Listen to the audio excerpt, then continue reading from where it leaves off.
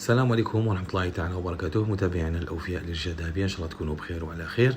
اليوم جينا بالمنتوج لي 5 أسيد ولا 5 أحماض ضمن قائمة منتوجات الرشاد الذهبية. الاستعمال تاعهم سهل على مدار السنة. نستعملهم هنايا ندير نقطتين كوقاية في مشربية تاع 50 أمل، ولا كي يكون العالج راح ندير 5 نقاط في مشربية تاع 40 أمل، المدة هي 10 أيام.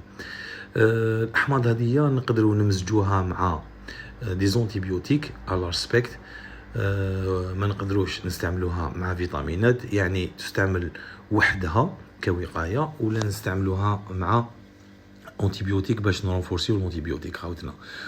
والاستعمال تاعها نستعملوها في حالة إذا بدلنا الغذاء، يعني كي نبدلو الغذاء تاع الطيور راح نمدو لي زاسيد مدة أسبوع هكذا باش ما يصراش خلل، يعني دي تروبل ديجيستيف هكذا خاوتنا. الأحماض هذه الواحد ما يسييش يستغنى عنها، مليحة بزاف، تقي الطيور، جميع الطيور من الميغا بكتيريا، واللي هو مرض العصر الفتاك اللي هو داير حالة في الطيور. خاوتنا تهلاو في روحكم بزاف وفي طيوركم، وإن شاء الله مع فيديو جديد، وسلام.